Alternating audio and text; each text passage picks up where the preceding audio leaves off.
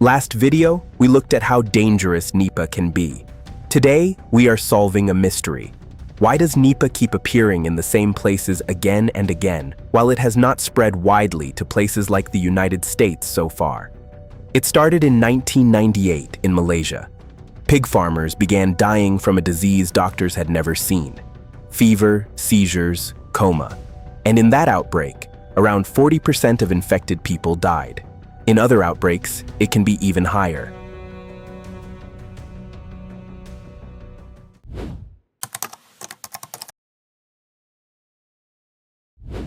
Let's go back to that 1998 outbreak in Malaysia. The disease appeared in pig farmers near the village of Sungai Nipah, which is where the virus eventually got its name. Scientists were baffled. The symptoms looked like Japanese encephalitis, but the treatments weren't working. People were dying, and no one knew why. Then, a team of investigators made a breakthrough. They traced the outbreak to pigs on the farms. However, the pigs weren't the original source. They were what scientists call an amplifying host. The real culprit? These guys, Pteropus fruit bats, also known as flying foxes.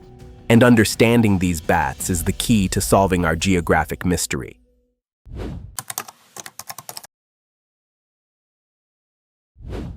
Now, before we go any further, let me be clear. Bats are incredible animals and crucial to our ecosystems. They pollinate plants, disperse seeds, and control insect populations. But they also happen to be reservoirs for numerous viruses, including Nipah.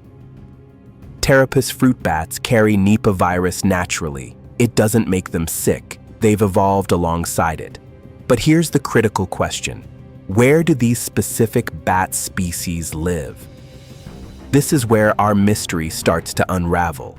Pteropus bats live in a very specific belt across the planet, from Madagascar through South and Southeast Asia, extending to Australia and some Pacific islands. But not all Pteropus bats carry Nipah. The virus has primarily been found in species living in South and Southeast Asia, specifically Bangladesh, India, Malaysia, Singapore, and the Philippines. Notice what's missing from that list? The Americas, Europe, most of Africa, even most of East Asia. This isn't random. It comes down to three factors: the right bat species, the right ecological conditions, and the right opportunities for transmission.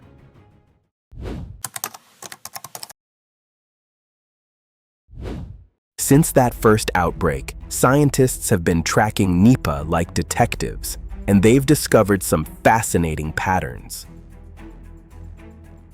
In Bangladesh, where Nipah outbreaks occur almost annually, there's a clear seasonal pattern. Most cases happen between December and May. Why? This is date palm sap season. Locals collect fresh sap from date palm trees to drink or make into molasses. It's delicious, sweet, and visited nightly by fruit bats. Bats lick the sweet sap, and in doing so, they can contaminate it with saliva, urine, or droppings containing the virus. People drink the raw sap the next morning, and that's when transmission happens. This is a tradition unique to this region. You won't find it in the Americas or Europe. Scientists watch what they call the human-wildlife interface, places where human activity overlaps with bat habitats. In South and Southeast Asia, dense human populations live right up against fruit bat roosting sites. Deforestation has made this worse. As forests shrink, bats venture into agricultural areas and populated zones more frequently.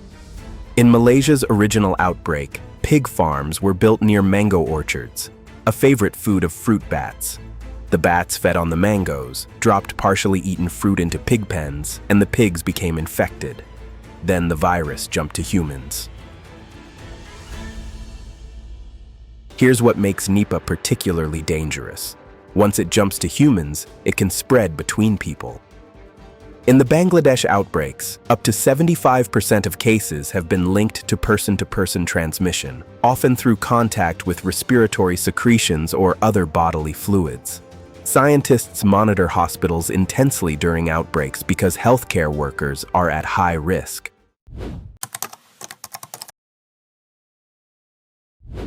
So now we can answer the big question. Why doesn't Nipah appear in the Western Hemisphere or most other parts of the world? The Americas have plenty of bats, over 1,000 species, but they don't have Pteropus fruit bats. The fruit bat species in Central and South America are different genera that haven't been found to carry Nipah virus. Could similar viruses exist there? Maybe. But Nipah specifically evolved with Asian Pteropus bats over thousands of years.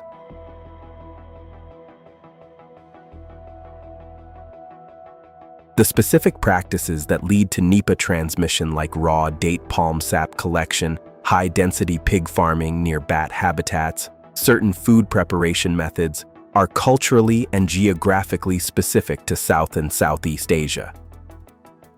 American or European agricultural practices don't typically create these exact spillover opportunities. Pteropus bats thrive in tropical and subtropical climates with specific vegetation. While parts of the Americas have similar climates, the ecological communities are different. Different trees, different fruiting patterns, different animal interactions. Evolution doesn't repeat itself identically in different places. But here's the warning. Climate change is expanding the range where these bats can survive. Deforestation continues to push wildlife and humans closer together, and global travel means an outbreak anywhere can become a concern everywhere.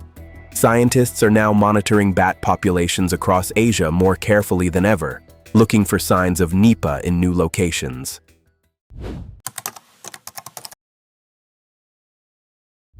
So, there you have it, the Nipah mystery solved.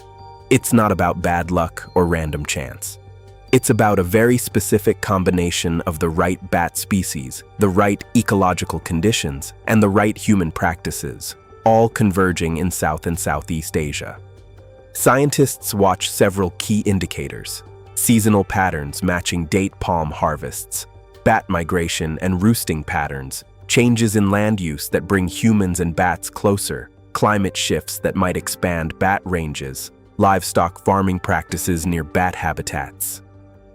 Understanding these patterns doesn't just explain where Nipah occurs, it helps predict where the next outbreak might happen and how to prevent it. In Bangladesh and India, public health campaigns now teach communities about safe sap collection methods, using bamboo skirts on trees to keep bats away, for instance. Hospital protocols have improved to protect healthcare workers. The geography of disease tells us something profound. Our health is intimately connected to our environment, our practices, and our ecosystems. Nipah virus reminds us that protecting wildlife habitats and monitoring human-wildlife interactions isn't just about conservation, it's about our own survival.